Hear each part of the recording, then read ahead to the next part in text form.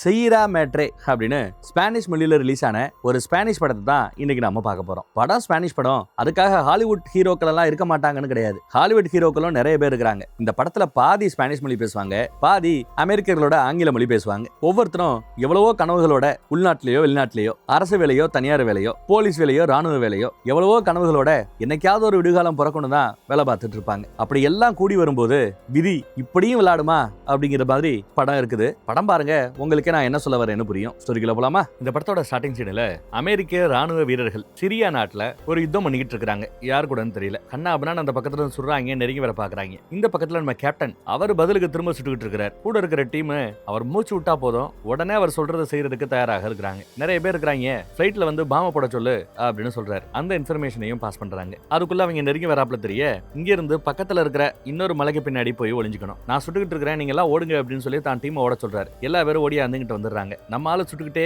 Cover பண்ணிட்டு இருக்காரு. பார்த்தா ஒரு தோட்டா அவர் வயித்தை கிழிச்சுக்கிட்டு அந்த பக்கத்துல போகுது. லைட்டா தான் அடின்னு நினைக்கிறேன். வயிறா தொடையான்னு தெரியல. அவரோட துப்பாக்கி மேலேயே ஒரு தோட்டா படுறத கூட கவனிக்கலாம். அப்புறம் எதிர்பார்த்தாப்ல பிளைட்ல வந்து பாம்பு போட்டதும் மொத்த பேரோட சோழியும் முடிஞ்சிருச்சு. நம்ம ஆட்கள் தப்பிச்சிட்டாங்க. அப்புறம் அங்க இருந்து கிளம்பி அவங்களோட கேம்புக்கு வராங்க. கேம்புக்கு வந்தா டீம்ல கூட இருந்த பசங்க எல்லாம் ஜாலியா பேசிட்டு என்ஜாய் பண்ணிட்டு இருக்காங்க. ஒருத்தர் ஓட்டிக்கிட்டு இருக்காங்க. அதுல ஒருத்தர் மட்டும் கேப்டனை பார்க்க போறேன்னு கேப்டனை பாக்குறதுக்கு வரான். கேப்டன் பார்த்தா அடிபட்ட இடத்துக்கு அவரே தையல் போட்டுட்டு இருக்காரு. யார்கிட்ட எதுவும் சொல்ல மாட்டேங்கிறாப்ல. நான் போட்டு வரேன்னு இந்த பையன் போட்டு வர்றான். இவனுக்கு இப்ப புதுசா கல்யாணமா போகுது. சோ புது மாப்பிள்ளைன்னு கூப்பிடலாம் அவனை. புது மாப்பிள்ள கர்னல் உங்களை வர சொன்னாரு, எனக்கான பேப்பர்ஸ் வந்துருச்சுன்னு ரொம்ப சந்தோஷமா சொல்றான். உடனே அவருக்கும் சந்தோஷம். நம்ம கேப்டன், அதாவது நம்ம படத்தோட ஹீரோவுக்கும் சந்தோஷம். சரி, ரெண்டு பேரும் ஒன்னா தான் போறாங்க. என்னையா வருதுன்னு பார்த்தா ஆக்சுவலா இவன் ஸ்பெயின் நாட்டை சேர்ந்தவன். ஆனா அமெரிக்க ராணுவத்துல சேர்ந்து பலகாலமா வேலை பார்க்கறதுனால இவனுக்கு அமெரிக்க குடியுரிமை கொடுக்கப்பட்டிருக்கிறது. அமெரிக்க சிட்டிசன் ஆயிட்டான் போல. சோ அதற்கான பேப்பர்ஸ் தான் உறுதிமொழி எடுக்கணும். உறுதிமொழியை எடுத்துக்கிட்டான். அமெரிக்க குடிமகனா மாறிட்டான். கல்யாணத்துக்கு என் டீம் எல்லாரும் நான் கூட்டு போறேன், கொஞ்சம் லீவ் கொடுங்கன்னு கேட்க அவரும் சரின்னு ஒத்துக்கிட்டார் போல. அப்புறம் வெளியில வந்து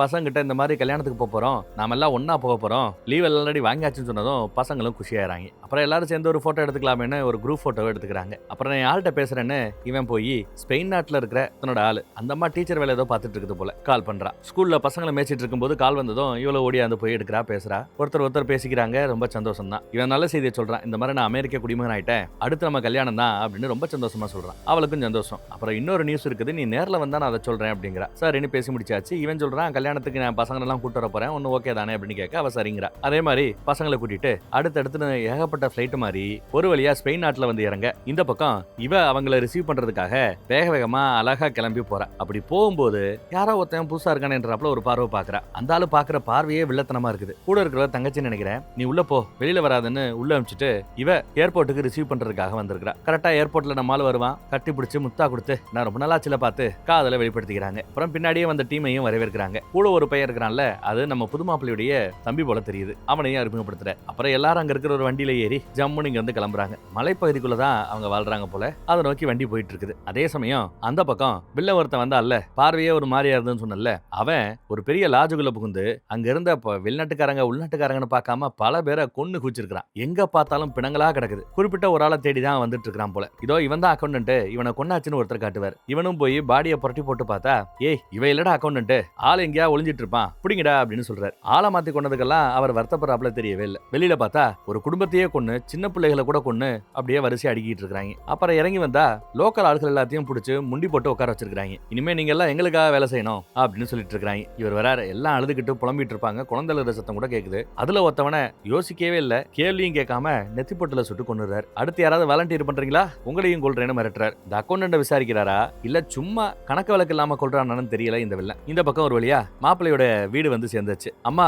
ரொம்ப ஆர்வமா வரவேற்கிறாங்க. சைடுல அப்பா இருக்கிறாரு, வரவேற்கிறார். உங்க வீடு மாதிரி நினைச்சுக்கங்க கமான்னு எல்லாரையும் அறிமுகப்படுத்தி எல்லாரையும் வரவேற்று உள்ள கூட்டு போறார். அப்பதான் எப்பா வர வழியில பார்த்தேன், நம்ம விவசாய நிலத்துல விவசாயமே பண்ணல, வெங்காயமே போடலையே, எப்படிப்பா சமாளிக்கிறீங்க, பணம் வேணா அதிகமான அனுப்பணும்னு கேட்கும்போது அதெல்லாம் இல்லடா தம்பி, இப்ப இங்க நிலைமை தலையெல்லாம் மாறி போச்சுடா, நிலத்தையே விற்க வேண்டியதாகி போச்சு, வேற வழி இல்ல, அவங்க ஏதோ விவசாயம் பண்றாங்க, முடிஞ்ச அளவு நம்ம நிலத்தை விற்காம வச்சுட்டு இருந்தோம், இப்ப வேற வழி இல்லைன்னு புலம்புறாரு. அப்புறம் சரி வாங்க வாங்க சாப்பிடலான்னு உள்ள கூட்டு போய் எல்லாருக்கும் சாப்பாடு பரிமாறிட்டு சாப்பாடு நடந்துட்டு இருக்குது. உங்களுக்கு குடும்பம் குட்டி இருக்கான்னு அந்த புது பொண்ணு நம்ம ஹீரோ கிட்ட விசாரிச்சா ஹீரோ இல்லங்கிறாப்ல. உடனே புது மாப்பிள்ள எங்க கேப்டனுக்கு எல்லாமே ராணுவம் தான் அப்படிங்கிறார். புது பொண்ணு நண்பர்கள் கூட ஃபேமிலி தான் அப்படின்னு ஃபேமிலி இல்லைன்னு நினைக்க வேண்டாம்னு அட்வைஸ் போடுறா. அப்புறம் கல்யாணம் பண்ண பிறகு அமெரிக்கால வந்து செட்டில் ஆக போறீங்களான்னு கேட்க புது பொண்ணு ஆமாங்கிறா. எல்லாரும் வாங்கன்னு அப்பா வந்து சாப்பாடு போடுறதுக்கு கூப்பிடுறாரு. இந்த பக்கம் வாலண்டியர்னு கேட்டுட்டு இருந்தாப்ல இல்ல, ஒருத்தன் நிமிந்து பார்ப்பான். அப்ப நீ வாலண்டியர் பண்றியா அப்படின்னு வில்லன் கேட்கறான். அவனோட கட்டை அவுக்க சொல்றாரு. அவுக்குறாங்க. டேய் உன் பாச தானே தேடி வந்தோம், உன் பாச காணோம், அவன் எங்க? நீ சொல்லனாலும் அவனை கண்டிப்பா கண்டுபிடிச்சு கொண்டுடுவேன், நீ சொன்னா உனக்கு நல்லதுன்னு மிரட்டுறாரு. அவன் ஒரு மாதிரி அழுக ஆரம்பிக்கிறான். கொல்லணும் வைக்கணும்னு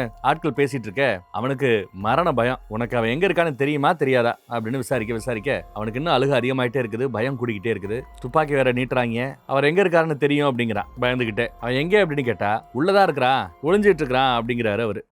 அப்ப வந்து காட்டு அப்படிங்கிறாரு வில்லன். அப்புறம் இங்க முண்டி போட்டு இருக்கிற எல்லாரோட கட்டுகளையும் அவுத்து விடு, இனி எல்லாரும் நமக்காக வேலை பார்க்கணும் அப்படின்னு சொல்லிட்டாரு. உடனே எல்லாரையும் அவுத்து விட்டுட்டு இனிமே நம்ம ஃபேமிலி அப்படின்னு பேசிட்டு இருக்காங்க. இங்க நம்ம புது மாப்பிள்ளையும் புது பொண்ணும் மலையில நனைஞ்சுக்கிட்டு இன்னொரு வீட்டுக்கு ஓடியாராங்க. நான் அந்த வீட்டுல ஃபுல்லா கூட்டமா இருக்குன்னு சொல்லிட்டு இந்த பக்கம் ஓடியாராங்க போல. அப்புறம் ஏதோ ஒரு நியூஸ் சொல்லணும்னு சொன்னீங்க அப்படின்னு கேட்க நாளைக்கு சொல்றேன்ட்டா பொண்ணு. இது பொண்ணோட வீடுன்னு நினைக்கிறேன். நிச்சயத்த மோதிரம் போட்டிருக்கிறா போல. போறவளை டிப்பாட்டி எங்க அப்பா நிலத்தெல்லாம் வித்தாரு, அந்த மேட்டரை பத்தி தான் நீ சொல்ல வந்தியான்னு விசாரிக்கிறான். ஆமா அதை பத்தி தான், ஆனா அவரு நிலத்தை வித்ததை பத்தி உன்கிட்ட சொல்ல வேணாம்னு சொன்னாரு, அதனாலதான் நான் சொல்லலங்கிறா. வெளியில இருந்து சில பேர் இங்க வரானுங்க, நில வேணும்னு புடுங்குறானுங்க. இங்க இருக்கிற நம்மளை பத்தி அவங்களுக்கு கவலை இல்ல, அவங்கள தடுக்க முடியாது, நாங்களும் வேற வழி இல்லாம ஒத்து போறதா சொல்றேன். சரி நான் வீட்டுக்கு வந்துட்டேன், நீ வீட்டுக்கு கிளம்பு, நாளைக்கு பாப்போம் புருஷா அப்படின்னு சொல்லிட்டு அவ உள்ள போக ஓகேடி பொண்டாட்டின்னு சொல்லிட்டு அவனும் அங்கிட்டு கிளம்புறான். இங்க ஸ்டோர் ரூம் மாதிரி ஒரு ரூம் இருக்குது, அங்க கத்தி எடுக்கிறான். பயப்படாதீங்க, கத்தியை வச்சு தான் இந்த கதவை திறக்க முடியும்னு சொல்லி அந்த கத்தியை வச்சு அங்க இருக்கிற கதவை திறந்து விடுறான். உள்ள ஒளிஞ்சிட்டு இருக்கிறாரு முதலாளி, அந்த அக்கௌண்டன்ட்ங்கிறவன். அப்புறம் இந்த ஏரியா பக்கம் எல்லாம் அவ்வளவு ஈஸியா சிக்னல் கிடைக்காது வேற, இருந்தாலும் அவன் ஏதோ மேட்ச் பண்ணிட்டு இருந்தான். யாரையா ரீச் பண்ணானு தெரியல. பர்சனலா எடுத்துக்காத, எல்லாம் பணத்துக்காக அப்படின்னு சொல்லிட்டு வில்லன் எத்தனை தடவை சொன்னேன் என் கூட வந்து ஜாயின் பண்ணிக்கன்னு கேட்டியா நீ அப்படிங்கிறாப்ல. நல்ல டீல் உன் கூட போட்டிருந்தது, நீ ஓகே சொல்லி இருந்திருக்கலாம். மாற்றம் ஒன்றே மட்டும் மாறாததான், மாற்றம் மட்டும் மாறாதது அப்படின்னு டயலாக் விட்டு நான் தான் அந்த மாற்றம்னு சொல்லி ஒருத்தவனை பார்த்து சுட சொல்லி தலையாட்டிட்டாரு. அவங்களும் தலையிலேயே சுட்டு கொண்டு விட்டாங்க. காட்டி கொடுத்தவன இனிமே நீ என் டீம்ல ஒருத்தன்னு வரவேற்கிறார் வில்லன். அப்புறம் வில்லனோட தம்பி எங்கேயோ காணமா, என் தம்பி எங்கன்னு அப்பப்ப விசாரிச்சுட்டே போறாரு. இப்ப கூட விசாரிச்சுட்டு தான் போறாரு. இந்த பக்கம் பார்த்தா ஒரு படியன் துப்பாக்கி எடுத்து சீனை போட்டுக்கிட்டு இருக்கிறான். நைட்டு தான் கூட இருந்த பொண்ணை மூஞ்சில அடிச்சு பேத்திருக்கான் போல. மூஞ்சி எல்லாம் வீங்கி போயிருக்குது பாங்க அந்த பொண்ணுக்கு. பாவம். ஓ இவன் தான் அப்ப வில்லனோட தம்பியா இருப்பான் போல தெரியுது. வெளியில பாடி கார்டு ஒருத்தர் வேற இருக்கிறார். சோ 1ஆம் கிளாஸ் பொம்பளை பொறுக்கி போல தெரியுது இவன். சோ அந்த பொறுக்கி தம்பி கார்ல கிளம்புறான். இந்த பக்கம் கேப்டனோட கால்ல அடிபட்டு இருக்கும்ல, மறுபடியும் நம்ம மாப்பிள்ள தான் மருந்து போட்டு விடுறாரு. அப்புறம் கல்யாணம் எல்லாம் முடிஞ்சிருச்சுன்னா நம்ம கடைசி டூருக்கு பிறகு ரிட்டையர் ஆக போறியா அப்படின்னு கேட்க ஆமாங்கிறான் அவன் மாப்பிள்ள. அதான் பிளானா, அதான் கனவா. டீம் கதவை திறந்து உள்ள வந்தா இவருக்கு தொடர்ல அடிபட்டு இருக்கிறத கவனிக்கிறாங்க. இருந்தாலும் பெருசா எடுத்துக்காம ஓட்டிட்டு போறாங்க. மாப்பிள்ள ரெடி ஆயிட்டார். இந்த பக்கம் பொண்ணை ரெடி பண்ணுறதுக்கான வேலைகள் நடக்குது. தங்கச்சி தான் ரெடி பண்ணிட்டு இருக்கிறான்னு நினைக்கிறேன். 2 பேரும் பிரிய போறமேன்னு அக்காக்கும் தங்கச்சிக்கும் வருத்தம். அப்புறம் பாட்டியோட கல்யாண ட்ரெஸ்ஸை இவளுக்காக வச்சிருந்தாங்க போல அம்மா. ட்ரெஸ்ஸையும் கொண்டு வந்து கொடுக்குறாங்க. மாப்பிள்ள சர்ச்சில் வந்து பொண்ணுக்காக ஆவலா காத்துக்கிட்டு இருக்கிறார். கூட மாப்பிள்ளை தோழனா அங்க இருக்கிறது நம்ம ஹீரோ தான். இந்த பக்கம் ஸ்கூல்ல பசங்களை பார்க்கலான்னு வந்தா ஸ்கூல்ல பசங்க யாரும் இல்ல. படிக்க வேண்டிய பசங்க எல்லாம் எங்கன்னு தெரியல, அவங்களுக்கு பாவம் குழப்பமா இருக்காங்க. அப்புறம் சர்ச்சுக்கு பொண்ணு வந்தாச்சு. மாப்பிள்ள பொண்ணு 2 பேருக்கும் கல்யாணம் பண்ணி வைக்கிறதுக்கான சடங்கு எல்லாம் நடக்குது. சம்மதமான கடைசியா கேட்பாங்கல்ல கல்யாணம் பண்ணிக்க சம்மதமானு, அப்படி கேட்க 2 பேரும்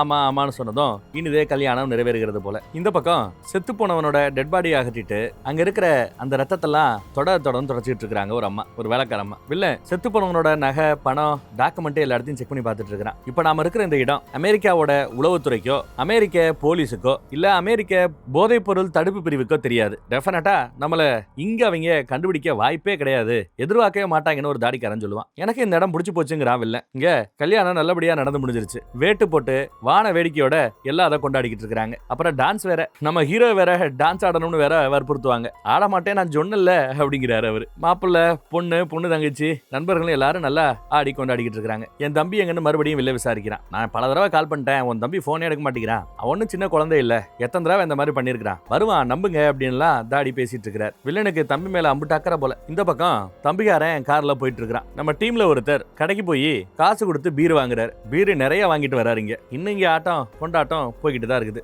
பீர் வந்துருச்சு அப்படின்னு சொன்னதும் எல்லாம் ரொம்ப குஷியாறாங்க. இப்படி எல்லாரும் சந்தோஷமா இருக்கிறத பார்த்து நம்ம ஹீரோ சந்தோஷப்பட்டுக்கிட்டு இருக்கிறார். அதே சமயம் அந்த பக்கம் அந்த தம்பிக்காரன் எங்கேயோ வண்டியை நிப்பாட்டுறான். ஓ அந்த பீர் கடைக்கு தாங்க வந்திருக்கிறான். பீர் கடைக்கு வந்து டக்கீலா வேணும்னு கேட்கறான். சரக்கு கடை தான் எல்லாமே கிடைக்கும் போல. பாட்டில் எடுத்து கொடுக்குறாரு. ஒரு பாட்டில் பத்தாது, இன்னொரு பாட்டில்னு கேட்கறான் தம்பிக்காரன். இன்னொரு பாட்டிலையும் கொடுக்குறான் கடைக்காரன். 2 நோட்டை மட்டும் எடுத்து வைக்கிறான். 2 நோட்டா 3 நோட்டா கொடுத்துருக்கிற இந்த பணம் அமெரிக்க பணமா, அமெரிக்க டாலரா, நம்ம பணம் இல்லையா, இந்த பணத்தை வச்சு என்ன பண்றதுன்னு கடைக்காரர் கேட்பாரு. ஏய் இதெல்லாம் ரொம்ப காஸ்ட்லியான பணம்ப்பா, வச்சு என்ஜாய் பண்ணு அப்படின்னு சொல்லிட்டு தம்பிக்காரன் கிளம்புறான். பயந்துகிட்டே கடைக்காரனும் அக்செப்ட் பண்ணிக்கிறாரு. என்ன கூட்டமா இருக்கேன்னு இந்த பக்கம் வந்து பார்த்தா கல்யாண பொண்ணு மாப்பிள்ளைய கவனிக்கிறான் அந்த தம்பிக்காரன். ராணுவத்துல எப்படியெல்லாம் தோட்டாக்கள் பறக்கும், எப்படி எல்லாம் சண்டை போட்டோம், கேப்டன் என்ன பண்ணாருன்னு எல்லாத்தையும் பத்தி எடுத்து சொல்லிட்டு இருக்காரு. வில்லனோட தம்பிகாரன் இங்க வரான், சேர்ல உட்காரான். அப்புறம் சார் போட்டு கூப்பிடும் போது டே லீவ்ல இருக்கண்டா, சார் எல்லாம் கூப்பிட வேண்டாம்டா அப்படின்னு மாப்பிளைய பார்த்து சொன்னா, எனக்கு 90 வயசு ஆனாலும் ரிட்டையர் ஆனாலும் அப்பயும் நீங்க எனக்கு சாரு தான் அப்படின்னு மரியாதையா நல்லா பேசுறான் மாப்பிள்ளை. அப்போ குழந்தைய ஓடியாந்து மாப்பிள்ளையே கட்டி பிடிக்கிறா. நாங்க டான்ஸ் ஆட போறோம்னா அக்காவை கூட்டு போறா. நாங்க பாட்டு பிராக்டிஸ் பண்ணிட்டு இருக்கிறோம்னு சொல்லி அவங்க பிராக்டிஸ் பண்ண ஒரு பாட்டை பாடி காமிச்சிட்டு இருக்காங்க. இந்த பக்கம் டீம்ல ஒருத்தர் நடந்து வரையில குறுக்க வில்லனோட தம்பி கால் நீட்டுவான். கால் தட்டினதும் சொல்லுவோம்ல தெரியாமங்க சாரிங்கன்னு, அந்த மாதிரி டீம் மெம்பர் சொல்லுவாரு. கேட்டல போ அப்படின்னு மரியாதை இல்லாம பேசுறான் வில்லனோட தம்பி. இதுல டீம் மெம்பர் கொஞ்சம் காண்டாயிட்டாரு. அங்க ஏதோ பிரச்சனை நடக்க போகுதுன்னு புரிஞ்சுக்கிட்டு மாப்பிள்ளையும் எந்திரிக்கிறாரு. இதுல அந்த வில்லனோட தம்பிகாரன் போட்டிருக்கிற ஷூ நீங்க வாங்குற 1 மாச சம்பளத்துக்கு சமம். இதை தட்டினதுனால அவன் ஷூ கெட்டு போச்சான். ஓரா சீனை போடுவாப்ல. இத சுத்தம் பண்ணணும், நாக்கால நக்கி சுத்தம் பண்ணு அப்படின்னு சீனை போடுறான் அவன். அவங்களுக்கு அமெரிக்கர்ல கண்டாலே ஆகாது போல. சோ இவங்களை அசிங்கப்படுத்தி பார்க்கணும்னு நினைக்கிறான். கூட இருக்கிற பாடிகார்டு வேணான்னு சொன்னாலும் கேட்கல. கூட இருக்கிறவன் சொல்ற பேச்சை கேட்டு ஒழுங்காக இருந்து எந்திரிச்சு போடான்னு கூட மிரட்டி பாக்குறாரு. நம்ம மாப்பிள்ள வந்து ஒன்னும் பிரச்சனை இல்லையே அப்படின்னு விசாரிக்கிறாரு. ஏய் நீ எங்க கேங்குள்ளேயே ஆள் இல்லையாப்பா, நீங்க கல்யாணத்துக்கு உனக்கு சம்பந்தமே இல்லையாப்பா, இடத்த காலி பண்ணுப்பாங்கிறாரு மாப்பிள்ள. இவங்க மட்டும் இந்த ஏரியாக்காரங்களா, இவங்க எல்லாம் வெளிநாட்டுக்காரங்க தானே அப்படிங்கிறா வில்லனோட தம்பி. கோவப்பட வேண்டான்னு பொண்ணு சொல்றா. இங்க பாருங்க, எங்களை யாரும் டிஸ்டர்ப் பண்ண வேண்டாம், தயவுசெய்து நீங்க எங்க போகணுமோ அங்க கிளம்பி போங்க, அதுதான் எல்லாருக்கும் நல்லதுங்கிறாரு மாப்பிள்ள. கூட இருக்கிறவனும் போயிடலாங்கிறா வில்லனோட தம்பி கிட்ட. கொஞ்சம் சீனை போட்டு சரி நாங்க போறோம் அப்படின்னு 2 ஸ்டெப் பின்னாடி வைக்கிறான். அப்படியே துப்பாக்கி எடுத்து மாப்பிள்ளைய நெஞ்சிலேயே சுடுறாங்க. அடா பாவி, அடுத்து பொண்ண சுட போகையில நம்ம ஹீரோ உஷாராயி அப்படியே குறுக்க போய் துப்பாக்கியை பிடுங்கி மூஞ்சில ஒரு இடி இடிச்சார். யாரடா கொன்னேன்னு சொல்லி கழுத்தை 3 திருகினார் பாருங்க. கழுத்தை நொறுக்கி போட்டார். செத்தான் தம்பிக்காரன். அடுத்து பாடிகார்டு ஃப்ரண்ட்ல ஓடனால அவனை விரட்டிக்கிட்டு பின்னாடி நம்ம டீம் போய் அவனையும் சுட்டு கொண்டுறாங்க. ஆனா அந்த மொட்டை முண்டடி பட்டவன் இன்னும் சாகல போல. அந்த பாடிகார்டு ஓடி போய் காரை எடுத்துட்டு எஸ்கேப் ஆயிட்டான். மாப்பிளைய காப்பாத்துறதுக்காக நண்பர்கள் போராடுறாங்க. வெளில வந்த பிறகுதான் பாடிகார்டு எஸ்கேப் ஆயிட்டாங்கிறது அவங்களுக்கு தெரிய வருது. எங்க தூக்கிட்டு போறாங்க? ஓ அங்கேயே ஒரு கிளினிக் இருக்குது போல. ஒரு டாக்டர் கூட கல்யாணத்துக்கு வந்திருக்காரு. சோ கிளினிக்ல கொண்டு வந்து படுக்க வச்சாச்சு. ஆனா டாக்டர் செக் பண்ணி பார்த்துட்டு அவன் ஆல்ரெடி செத்துட்டான்னு சொன்னதும் பொண்ணு கதறி கதறி அழுகிறா. பாவம், எவ்வளவு கனவுகளோட இருந்திருப்பா. அந்த நாய் அவனோட அதிகார திமிர காப்பாத்துறதுக்காக, அவனோட அதிகார திமிர காப்பாத்துறதை விட காட்டுறதுக்காக நான் யாரை நினைச்சாலும் கொல்லுவேன்னு, அதுவும் அந்த ஃபங்க்ஷன்ல முக்கியமான ஆளு மாப்பிள்ளையவே கொல்லுவேன்னு துப்பாக்கி எடுத்து சுட்டுட்டான். பாத்தீங்கல்ல, நம்ம ஹீரோவுமே ஒரு மாதிரி மன உடைஞ்சு போயிட்டார். அழுக வருது, கண்ட்ரோல் பண்றாரு. நண்பர்களுக்கும் என்ன பண்ணணும்னு தெரியாம வெளியில வரானுங்க டீம் மெம்பர்ஸ். இப்ப நம்ம யாரு கூட சண்டை போட்டிருக்கோம் தெரியல, நாம உடனே கிளம்பணும் அப்படிங்கிறாரு. அப்ப மாப்பிள்ள அப்படின்னு கேக்குறான் டீம்ல இருக்கிறவன். நண்பர்கள் அவனுக்கு குடும்பம் குட்டின்னு இருக்கு, அவங்க பாத்துப்பாங்க, நான் உங்களை சேஃபா நம்ம நாட்டுக்கு கூட்டு போனுங்கிறாப்ல. இறந்து போன மாப்பிள்ளையுடைய அப்பா கூட ஆமா நீங்க கிளம்புங்க, அதான் சரி, என் பிள்ளை எப்படி செத்தான் கூட கேட்டாங்கன்னா ஆக்சிடென்ட்ல இறந்ததா சொல்லுங்க அப்படிங்கிறார். இப்போ அந்த தம்பிகாரனை நம்ம ஹீரோ கொண்டு போட்டார்ல, அந்த பாடியை நாங்க பாத்துக்கிறோம் அப்படிங்கிறாரு அப்பா. இல்ல வேண்டாம், நான் தான் கொன்னேன், பாடியை நானே பாத்துக்கிறேன், அப்புறம் நாங்க கிளம்புறோங்கிறாரு நம்ம ஹீரோ. எவ்வளவு கலவு இதுக்குள்ள நாம உள்ள போகாம இருக்கிறோமோ அவ்வளவு கலவு இந்த குடும்பத்துக்கு நல்லது, வாங்க கைஸ்னு கூப்பிட்டு போறாரு நம்ம ஹீரோ. மாப்பிள்ளையுடைய தம்பி என்னப்பா ஆக்சிடென்ட்னு சொல்றியப்பா அப்படின்னு வருத்தப்படுறான், அழுகுறான். இந்த பக்கம் அடிபட்ட நிலைமையிலையும் அந்த மொட்டை வண்டி ஓட்டி போயிட்டு இருக்கிறார். அந்த பக்கம் அண்ணங்காரனுக்கு வதக்குன்னு இருக்கு. வில்லனுக்கு ஏதோ தப்பா நடக்க போறாப்ல ஒரு ஃபீல் இருக்குது போல. எல்லாம் சேட்டலைட் போன் மாதிரி ஏதோ ஒரு போன் வச்சிருக்காங்க, அதுல தான் கான்டாக்ட் பண்ண முயற்சி பண்றாங்க. பாடிகார்டு வண்டி ஓட்டி போய் எங்கேயோ முட்டி கிடக்குறான், விழுந்து கிடக்குறான். இங்க வில்லனோட தம்பியோட பாடிய வண்டியில அள்ளி போட்டு லக்கேஜை எடுத்துக்கிட்டு டீம் மெம்பர்ஸ் எல்லாம் கிளம்புறாங்க. வில்லன் அங்க பிராக்டிஸ் பண்ணிட்டு இருக்கான் சண்டை போடுவது எப்படின்னு. இந்த பக்கம் வில்லனோட தம்பிக்கு போன் கால் வருதுங்க. பல நேரம் முயற்சிக்கு பிறகுதான் சிக்னல் கிடைச்சு ஏதோ போன் வந்திருக்குது போல. போனை நொறுக்கி போட்டுறாங்க. எல்லாரும் போன பிறகு அப்பா நம்ம ஹீரோ முன்னாடி அழுகிறாப்ல, இப்படி ஆயிப்போச்சுன்னு. இப்ப எங்க வந்திருக்காங்கன்னா கல்யாண வீட்டுக்கு போகும்போது இருந்த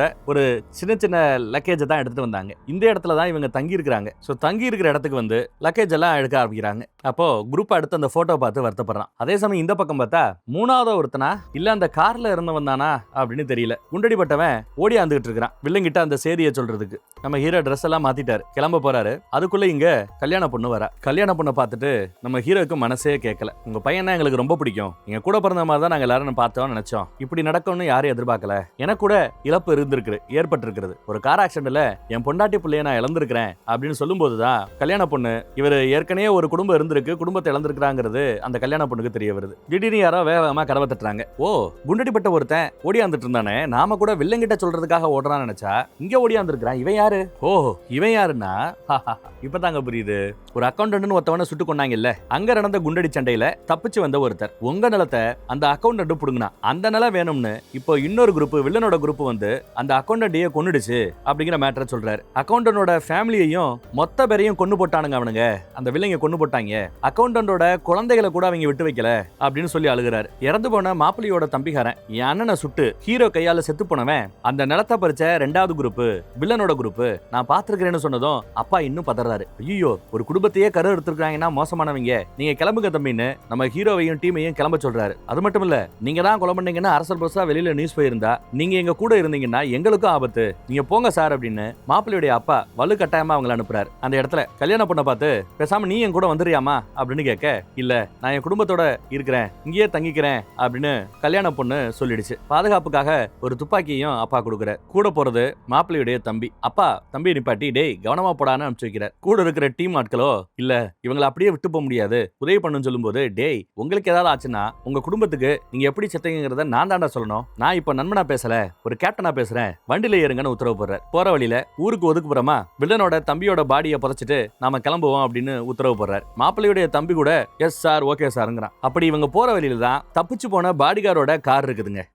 உடனே இவங்க ஓடி வந்து பாக்குறாங்க. பார்த்தா பாடி கார்டு செத்து போய் கிடக்குறான். அப்ப இன்னும் வில்லனுக்கு சேதி போய் சேரல. சரி ஒண்ணு பண்ணலாம், வில்லனோட தம்பிய தூக்கி கொண்டு வந்து அந்த பாடியை தூக்கி கொண்டு வந்து இந்த வண்டிக்குள்ள போட்டுட்டு நாம கிளம்பிடுவோம். சோ இந்த துப்பாக்கி சூடு நடந்தது, தம்பிக்காரன் செத்தது, அது எல்லாமே இங்கேன்னு வில்லங்க நினைப்பானுங்க. This is the best we can do அப்படிங்கிறாங்க. பின்னாடி பார்த்தா ஒரு வண்டி வருது, வெளிச்சம் தெரியுது. இவங்களோட சண்டை போட ஆரம்பிச்சா பிரச்சனை, நம்மள பார்த்து அவங்க பயப்படக்கூடாது, இதை நாம தான் செஞ்சோங்கிறது அவங்களுக்கு நினைப்பு வரக்கூடாது, அந்த மாதிரி நாம நடிக்கணும் அப்படின்னு சொல்லிட்டு துப்பாக்கியை கொடுங்கன்னு துப்பாக்கியை வாங்கிக்கிறார். ஒரு கை துப்பாக்கி இருக்கும், அதை ராணுவ மெம்பர்ஸ் வாங்கிக்கிறாங்க. 2 பேர்கிட்ட துப்பாக்கி இருக்குது. அவங்க வண்டிக்கு பின்னாடி போய் ஒளிஞ்சுக்கிறாங்க, துப்பாக்கியோட கவனமா இருக்காங்க. பின்னாடி ஏதோ வண்டி வந்துட்டு இருக்குதுங்க. கொஞ்சம் தூரத்திலேயே இந்த வண்டி வரும்போது துப்பாக்கி சத்தம் கேட்டுச்சு. சோ அவங்க கிட்ட பெரிய பெரிய கன் இருக்குன்னு இவங்களுக்கு தெரியும். அதனாலதான் கையை தூக்கிட்டு காத்துட்டு இருக்காங்க. பார்த்தா தம்பியை தேடி அண்ணங்கார ஆட்களை அனுப்பிச்சு விட்டுருக்காங்க போல. தாடிக்காரன் தான் வந்திருக்கான். நீங்க யாரு போதை தடுப்பு பிரிவா இல்ல உளவுத்துறையா அப்படின்னு விசாரிக்க, அதெல்லாம் இல்ல வெக்கேஷனுக்கு வந்தோங்கிறாரு நம்ம ஹீரோ. இங்க பீச் கீச் எல்லாம் ஒண்ணும் இல்லையே அப்படிங்கிறான் தாடிக்காரன். அவங்களுக்கு அமெரிக்கர்களை கண்டாலே கோவம் போல. இவங்க என்ன பண்ணாங்க ஏது பண்ணாங்க தெரியாமையே இவங்களை அடிக்கிறாங்க, கொல்ல போறோம்னு மிரட்டுறாங்க.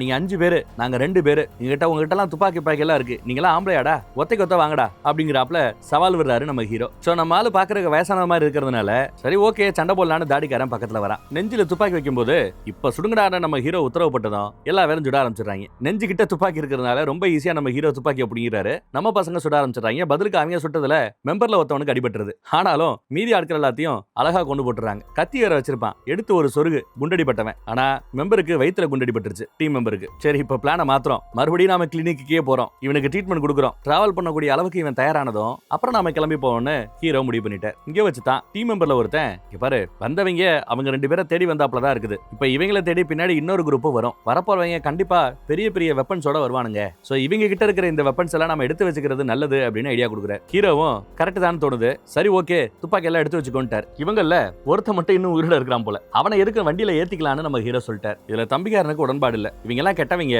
சாகட்டுமே விட்டுறலாமே, ஏன் காப்பாத்த பாக்குறீங்க அப்படின்றாப்ல. டேய் உசுர்ரா அப்படிங்கிறாரு நம்ம ஹீரோ. அப்ப நான் பின்னாடியே இருக்கிறேன்னு இவன் பின்னாடி இறப்புறான் போல தெரியுது. வெப்பன் எல்லாம் எடுத்தாச்சு. வில்லனோட தம்பியோட பாடிய அந்த காருக்கு மாத்தியாச்சு. அப்புறம் சத்தம் இல்லாம நம்ம ஆட்கள் திரும்ப போறாங்க. ஏன்னா டீம்ல அடிபட்டு இருக்கிற இன்னொருத்தவனை குணப்படுத்தணுங்கிறதுக்காக. மாப்பிள்ளையுடைய தம்பிகாரனுக்கு கோவம் அடங்கல. இரும்பிக்கிட்டு இருக்கிற அந்த கெட்டவனோட கழுத்துல துப்பாக்கியை வச்சு அழுத்துன்னு அழுத்துறான். யாருமே அதை தடுக்கல. கழுத்து எலும்புல ஓங்கி ஒரு குத்தி ஆளை கொண்டு போட்டான். இவங்க எல்லாம் சாக வேண்டியதாங்கன்னு டீம்ல இருக்கிற எல்லாருமே முடிவு பண்ணிட்டாங்கன்னு நினைக்கிறேன். நம்ம ஹீரோ முன்னாடி உட்கார்ந்து இருக்கனால இது தெரியாதவருக்கு. பார்த்தா சண்டை நடந்த இடத்துல வேற ஒருத்தன் இன்னும் சாகாம கிடக்குறான். மயக்கத்துல கிடந்திருக்கிறான் போல. அவன் எந்திரிச்சு ஓட ஆரம்பிக்கிறான். கல்யாண பொண்ணு அதே ட்ரெஸ்ல அப்படியே படுக்க முயற்சி பண்ணிருக்கா. காலையில வரைக்கும் அவ தூங்குனாப்ல தெரியல. இந்த பக்கம் குண்டடிப்பட்ட நிலைமையில சண்டையில இருந்து தப்பி ஓடியாந்தால அவன் ஓடியாரான். தம்பி என்னாச்சு, போனவங்க என்னாச்சுன்னு வில்லன் விசாரிக்கிறார். தம்பி செத்து போயிட்டாங்கிறது அவருக்கு தெரிய வந்துருச்சு. உடனே கோவத்துல எல்லாரும் வண்டியில ஏறுங்க, எவன்டா கொண்டது, எவன்டா நம்ம ஆட்களை கொன்னது, எவன்டா என் தம்பியை கொன்னதுன்னு கிளம்புறார். கொலவெறியோட கிளம்பி வந்துட்டு இருக்கிறார் கையில துப்பாக்கியோட. அந்த பக்கம் ஒரே பனிமூட்டமா இருக்கிறத கவனிக்கலாம். போற வழியில வண்டியை நிப்பாட்ட சொல்றார். எங்க சண்டை நடந்த அந்த இடத்துக்கு வர்றார். வந்து பார்த்தா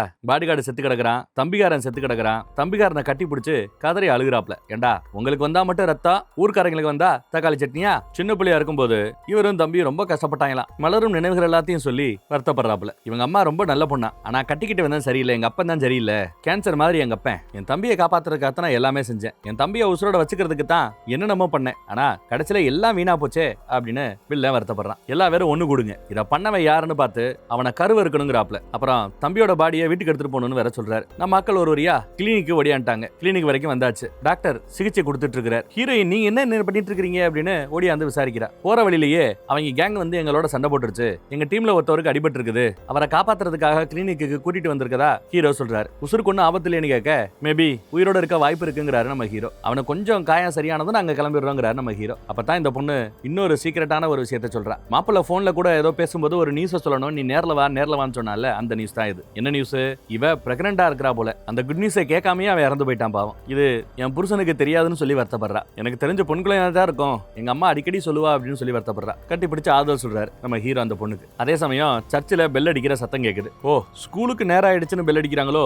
இல்ல, ஆபத்து வந்துருச்சுன்னு தான் பெல் அடிக்கிறாங்க. குழந்தைங்க எல்லாத்தையும் ஒரே இடத்துல சேவ் பண்ணலான்னு ஸ்கூலுக்குள்ள நம்ம ஹீரோயின் கூட்டு போறா. ஐ மீன் அந்த புது பொண்ணு கூட்டு போறா. இங்க ஓரளவு பேட்ச் பண்ணியாச்சு. உடனே நான் எந்திரிக்கணும்னு எந்திரிக்கிறான். கொஞ்சம் வலிக்காக ஏதோ மருந்து கொடுத்துருப்பாங்க போல, அதனால கொஞ்சம் தள்ளாடி தான் வரான். சண்டைக்கு தயார்னு அடிபட்டே வந்து சொல்றான். இங்க பாரு, இப்பயும் ஒண்ணு கெட்டு போல, உங்களை யாராவது இதை விட்டு விலகி போறதா இருந்தா தாராளமா போலாம், நான் ஒன்னும் சொல்ல மாட்டேங்கிறாரு நம்ம ஹீரோ. ஆனா மாப்பிள்ளையோட தம்பிகாரனோ அப்படி போறதுக்கு இங்க வலியும் இல்லைங்கிறான். உங்க ஃபேமிலி ஏதாவது ஒரு நல்ல இடத்துக்கு சேஃபான இடத்துக்கு போய் வேற ஒரு இடத்துல வாழ்க்கையை நடத்த முடியாதா அப்படின்னு கேட்க, அப்படி ஒரு இடம் இல்லைங்கிறாரு மாப்பிள்ளையோட தம்பி. அடிபட்டவங்கிட்டையும் கருப்பா ஒரு பையன் இருக்கிறான்ல, அவங்கிட்டையும் 2 துப்பாக்கி கொடுத்து ஸ்கூல்ல நிறைய பசங்க இருக்காங்க, அந்த பசங்களுக்கு பாதுகாப்பு கொடுங்கன்னு அனுப்புறாரு. மீதி 2 பேரை அந்த பில்டிங்ல மேல ரெடியா தயாரா இருங்க, நான் அவங்கள உள்ள வர வைக்கிறேன் அப்படிங்கிறாப்ல. இவர்கிட்ட ஒரு சின்ன துப்பாக்கி இருக்குது. நாம இதுக்காக வரல, ஆனா என்னென்னமோ ஆயிப்போச்சு, வேற வழி இல்ல, வர்ற சண்டைய பண்ணித்தான் ஆகணும்னு சொல்லிட்டேன். இவங்க டீம்ல 4 பேரு, மாப்பிள்ளையோட தம்பி ஒருத்தன், ஆக மொத்தம் 5 பேர் தான் சண்டை போடுறதுக்கு இருக்காங்க. 3 வண்டியில. ஆனா இவங்களை கொல்றதுக்கு ஒரு பெரிய கூட்டம் வந்துட்டு இருக்குது. வில்லனோட கூட்டம். ஊரே அமைதியா இருக்கு, மக்கள் யாரும் இல்ல, நாய்ங்க தான் தெரியுது. அடிபட்டவரு குழந்தைகள் எல்லாரும் அமைதியா இருக்கணும்னு, சத்தம் போடாம இருக்கணும்னு சொல்றாரு. புது பொண்ணும் அந்த பிள்ளைங்களோட தான் இருக்கிறா. இந்த பக்கம் வில்லைங்களை கரெக்டா இங்க வர வைக்கணுங்கிறதுக்காக, ஏன்னா இங்கதான் சட்டை போறதுக்கு நம்ம மக்கள் ரெடியா இருக்காங்க. ஸ்கூல் பக்கம் போயிடக்கூடாதுங்கிறதுக்காக வக்கீல பொருத்தி விட்டு நெருப்பை பத்த வச்சு புகையை கிளப்புறாங்க. வந்து பார்த்தா ஒருத்தரும் இல்லையா, வில்லன் கத்துறான். அவங்க எல்லாம் வெளியாட்க, என் தம்பியை கொன்னது யாரு காட்டி கொடுங்க, நான் உங்களை மாதிரி தான் வளர்ந்தவன், எனக்கு உதவி பண்ணுங்க அப்படின்னு கத்திட்டு இருக்கிறான். என் தம்பியை கொன்னவங்களே என்கிட்ட ஒப்படைச்சிருங்க அப்படின்னு சொல்லி வானத்தை பார்த்து கண்ணா பின்னான்னு துப்பாக்கியால சொல்றாங்க பாருங்க. அந்த அமெரிக்கர்களை என்கிட்ட ஒப்படைங்க அப்படிங்கிறாப்ல. அப்ப நம்ம ஹீரோ கத்துறாரு, டேய் நான் தாண்டா அப்படின்னு சுட ஆரம்பிக்கிறார். பின்னாடியே அவங்க எல்லாம் ஃபாலோ பண்ணிட்டு வெட்டிக்கிட்டே வரானுங்க. இப்ப வெட்ட வெளியில மாட்டிக்கிட்டானுங்க. மாடியில இருந்து நம்ம பசங்க அவங்கள சுட ஆரம்பிக்கிறாங்க. இப்ப இந்த பில்டிங்குள்ள தான் வராங்க. இந்த பில்டிங்குள்ள நம்ம ஆட்கள் 3 பேர் இருக்காங்க. எல்லாம் அங்கங்க கரெக்டா ஒளிஞ்சிட்டு இருக்காங்க. உள்ள வந்தவங்கள ஒருத்தவன சுட்டுட்டாப்ல. மீதி ஆட்கள் மொத்தமா ஓடியாரானுங்க. நம்ம ஹீரோ இப்ப கையில கத்தி வச்சிட்டு இருக்காரு. வந்தவனோட கழுத்தை எடுத்து துப்பாக்கியை பிடிங்கிட்டார். இல்லையே, அந்த பெரிய துப்பாக்கி கூட எடுத்துக்கலங்க, இன்னும் சின்ன துப்பாக்கி வச்சுட்டு தான் ஓட்டுறாரு. வெட்ட வெளியில ஒருத்த மாட்டுவான், சுட்டுட்டாப்ல. படிக்கட்டு பக்கம் ஒருத்த மாட்டுவான், சுட்டுட்டாப்ல. ஒளிஞ்சிருந்த டீம் மெம்பர் ஒரு 4 பேரை சுட்டு தள்ளிட்டார். பக்கத்துல வந்து ஒருத்தவனை நம்ம ஹீரோ கொல்றாரு, பின்னாடி வந்தவனையும் சுட்டு கொல்றாரு. அடிபட்டவர் மிஷின் கண்ணை வச்சு முடிஞ்ச அளவு சுட்டுக்கிட்டு இருக்கிறார். நம்ம கருப்பன் ஒத்த தோட்டாதான் இருக்கும், அவங்க கிட்ட இருக்கிறது பழைய துப்பாக்கி, அதை வச்சு சுட்டுக்கிட்டு இருக்கிறான். அடிபட்டவனோட மூஞ்சி ஒரு மாதிரி ப்ளூ கலர்ல மாறத பார்த்தா எங்க அவனுக்கு அடி பலமா பட்டிருக்குதோ செத்துருவானு தோணுது. மாப்பிள்ளையோட தம்பி ஒரு மாதிரி பயத்தோடயே ஒளிஞ்சிட்டு இருக்கிறான், இன்னும் யாரையும் சுடல. நம்ம ஹீரோ இப்போ செத்தவனோட பெரிய துப்பாக்கி எடுத்து வச்சுக்கிட்டார். குறுக்க வந்தவனை சுட்டு தள்ளியாச்சு. இப்ப டவர்ல இருந்து நம்ம கருப்பர் அருமையா எல்லாரையும் சுட்டு தள்ளுறாரா, டவரை நோக்கி நிறைய பேர் ஓடியாரானுங்க. வராங்கடா அப்படின்னு அடிபட்டவன் கத்துறான். ஆனா உள்ள வந்தவனுங்க கண்ணா பின்னான்னு சுட்டு கருப்பனா கொன்னுட்டாங்க. கருப்பனோட சோலி முடிஞ்சிருச்சு. இன்னொருத்தவனை அடிபட்டவர் சுடுவாரு, அவருக்கு அடிபட்டது, பட் அதையும் தாண்டி 2 பேரை சுட்டுட்டாப்ல. பொண்ணு அடிபட்டவரை அப்படியே ஸ்கூலுக்குள்ள இழுத்துட்டு வரா. இந்த பில்டிங்ல இருந்த நம்ம ஆட்கள் 3 பேரும் வெளியில வராங்க. இப்போ அடிபட்டவர்கிட்ட இருந்த துப்பாக்கி எடுத்துட்டு அந்த பொண்ணு கையில துப்பாக்கி வச்சிருக்கா. குழந்தைங்க எல்லாம் பயந்து போய் ஓரமா ஒளிஞ்சு இருக்குதுங்க. மீதி 3 பேரு இங்க வந்து சுட ஆரம்பிக்கிறாங்க. புது பொண்ணும் கூட சுட ஆரம்பிக்கிறா. ஐயோ, டீம் மெம்பர்ல ஒருத்தவனுக்கு குண்டடி பட்டுருச்சுங்க. ஹீரோ காண்டுல ஓடியாந்து சுட பார்த்தா அவரோட தொண்டையில குண்டடி பட்டுருச்சு. இப்ப மாப்பிள்ளையோட தம்பி கொஞ்சம் தைரியம் வந்து சுட ஆரம்பிக்கிறான். ஒரு கட்டத்துல நம்ம ஹீரோ மேல மறுபடியும் தோட்டா பட்டுருச்சுங்க. நீங்க யாரும் தெரியுண்டா அப்படின்னு ரொம்ப திமிரா முன்னாடி வந்துட்டு இருக்கிறாரு வில்லன். ஏன்னா 2 குண்டு பட்டுருச்சு, நம்ம ஹீரோ சொல்லி முடிச்சிருக்குன்னு நினைச்சு. ஆனா அப்பயும் நம்மால சாகலையே, டப்புன்னு நெஞ்சில குறி பார்த்து சுட்டு விட்டாப்ல. அவ்வளவுதாங்க, வில்லனை நெஞ்சில பார்த்து சுட்டு விட்டார். நம்ம ஹீரோவும் கீழே விழுந்துட்டார். டாக்டர்னு மாப்பிள்ளையோட தம்பி கத்துறான். வில்லங்க எல்லாம் செத்துட்டாங்க. அப்புறம் தான் மக்கள் எல்லாம் வெளியில ஓடியாராங்க. 3 சவப்பட்டி இங்க தயாரா இருக்குது. அப்ப என்ன அர்த்தம், நம்ம ஹீரோ இன்னும் சாகலன்னு அர்த்தம். டீம் மெம்பர்ஸ் தான் இறந்து போயிருக்காங்க. டீம் மெம்பர்ஸ்ல 2 பேரு, அப்புறம் நம்ம மாப்பிள்ள ஒருத்தன். சோ ஆக மொத்தம் 3 பேர். அந்த அடிபட்ட பையன் இன்னும் சாகல, அவன் இன்னும் உயிரோட தான் இருக்கிறான். நம்ம ஹீரோவும் உயிரோட தான் இருக்கிறார். ஆனா அவங்க 2 பேரையும் ஏதோ ஒரு ரூமுக்குள்ள அடைச்சு வச்சிருக்காப்ல தெரியுது. எதுக்கு ஒருத்தர் இவங்கள மாதிரியே ஒரு அமெரிக்கர் உட்கார்ந்து இருக்கிறார். அவர் என்ன சொல்றாருன்னா, டேய் நீங்க சொன்ன எந்த கதையும் நம்புறாப்ல தெரியல, மேலிடத்துக்கு சொன்னாலும் யாரும் நம்ப போறதும் கிடையாது, அதனால இதெல்லாம் நாங்க தான் பண்ணோம், முழு பொறுப்பு ஏத்துக்கிறோம்னு இந்த ஒப்புதல் பத்திரத்துல கையெழுத்து போடுங்க. அமெரிக்கால உங்க மேல ராணுவ நீதிமன்றத்துல விசாரணை நடக்கும். விசாரணையில உங்களுக்கு தண்டனையும் கொடுக்கப்படும். நீங்க தான் குற்றவாளிகள்னு அறிவிக்கப்படும். ஆனா தண்டனையை நீங்க அனுபவிக்க வேண்டிய அவசியம் இல்ல. ஏன்னா நீங்க கொன்னவங்க எல்லாம் கொலகார பாவீங்க. அதனால தண்டனையை நீங்க அனுபவிக்க வேண்டிய அவசியம் இல்லைன்னு உங்களுக்கு தண்டனையில இருந்து விலக்கு நாங்க கொடுப்போம். அப்புறம் இதை பத்தி வெளியில மூச்சு பேச்சு விடக்கூடாது, புரியுதா அப்படின்னு சத்தம் போடுறாரு. நம்ம ஆட்களும் சரின்னு கையெழுத்து போட்டு கொடுத்து சாரி சார்னு வாங்கி டாக்குமெண்ட்டை வாங்கின பிறகு சொல்றாரு, இல்ல கையெழுத்து போட்டுட்டு இருக்கும் போதே சொல்றாப்ல, அந்த புது மாப்பிள்ளை இறந்து போனான்ல பாவம், அந்த பொண்ணு கூட இப்ப முழுகாம இருக்குதுல்ல, அவ ஒரு அமெரிக்க சிட்டிசன், முறைப்படி இவ கல்யாணம் பண்ணியிருக்கிறா. சோ கல்யாணம் பண்ணதுக்கான மேரேஜ் சர்டிபிகேட்டை அந்த பொண்ணு ரெடி பண்ணா அந்த பொண்ணுக்கும் பிறக்க போற பிள்ளைக்கும் அமெரிக்க குடியுரிமை கொடுக்கப்படும். அவங்க தாராளமா அமெரிக்கால வந்து செட்டில் ஆகலாம். வேணுமா வேணாமாங்கிறத, அமெரிக்க குடியுரிமை வேணுமா வேணாமாங்கிறத அந்த பொண்ணு முடிவு பண்ணிக்கலாம்னு சொல்லிட்டு கிளம்புறாரு. இவங்களுக்கு அது வரைக்கும் கொஞ்சம் சந்தோஷம் தாங்க. அப்புறம் உன் டீமோட இழப்புக்கு ஆழ்ந்த இரங்கலை தெரிவித்துக் கொள்கிறேன்னு சொல்லிட்டு வந்தவர் கிளம்பி போயிடுறாரு. கதவெல்லாம் திறந்தே வச்சிருக்காங்க. நம்ம ஆட்கள் வெளியில வந்து பார்த்தா இன்னும் அந்த கிராமத்துல தான் இருக்கிறாங்க போல. அப்புறம் அங்க சுடுகாட்டுல போய் இடுகாட்டுல போய் பார்த்தா ஒரே ஒரு புதைச்ச இடம் மட்டும் அப்படியே ஃப்ரெஷ்ஷா புதுசா விளையாடிச்சாப்ல ஃப்ரெஷ்ஷா இருக்கிறத கவனிக்கலாம். ஏன்னா அங்க புதைக்கப்பட்டவன் தான் நம்ம புது மாப்பிள்ளை. ஏன்னா அவனோட சொந்த ஊர் இங்க தான் புதைக்கணும். அப்ப இறந்து போன மீதி 2 பேரு அவங்க அமெரிக்கர்கள்ங்கிறதுனால அவங்களோட உடல் அமெரிக்காவுக்கு திரும்ப எடுத்துட்டு போகப்பட்டிருக்கும். நம்ம ஹீரோ அங்க வந்து அஞ்சலி செலுத்திட்டு இருக்கையிலேயே கல்யாண பொண்ணு வருவா. எவ்வளவோ ஆயிப்போச்சுமா சாரிமான்னு சொல்ல, இல்ல உங்களால முடிஞ்ச ஒரு பெஸ்ட்டை தான் பண்ணி கொடுத்துருக்கீங்க, ஒரு கால் நீங்க அம்போடு விட்டு போயிருந்தா இந்த கிராமத்தையே அழிச்சிருப்பானுங்க பாவீங்க அப்படின்னு அந்த பொண்ணு நன்றி சொல்லுது. அப்புறம் கடைசியா இதுதான் அவன் ஞாபகார்த்தமா இருக்குன்னு சொல்லி இவங்க குரூப்பா எடுத்து அந்த போட்டோவை கொடுத்துட்டு அவர் அப்படியே கடந்து போறார். இந்த பொண்ணு அதை பார்த்து வருத்தப்பட்டு அழுதுட்டு இருக்குது. அதோட படமும் இங்கே முடிஞ்சிருச்சுங்க. எப்படி கதை போக வேண்டியது கடைசியில என்ன மாதிரி போய் முடிஞ்சிருச்சுன்னு பாருங்க. ஆள் பலம், அதிகார பலம், ஆயுத பலம் இது இருக்குன்றவங்களுக்கு இந்த மாதிரி தலையோட உச்சி வரைக்கும் திமிரு ஏறி போய் தான் இருக்கும்னு நினைக்கிறேன். வேற ஒரு நல்ல படத்துல மறுபடியும் சந்திப்போம். நம்ம வாட்ஸ்அப் குரூப்போட லிங்க் இப்ப பேசும்போது வரும். விருப்பப்படுறவங்க கிளிக் பண்ணி நம்ம வாட்ஸ்அப் குரூப்ல ஜாயின் பண்ணிக்கங்க. பிடிச்சிருந்தா இந்த வீடியோவை மற்றவங்களுக்கு ஷேர் பண்ணி விடுங்க. அடுத்த படத்துல சந்திப்போம். தேங்க்யூ.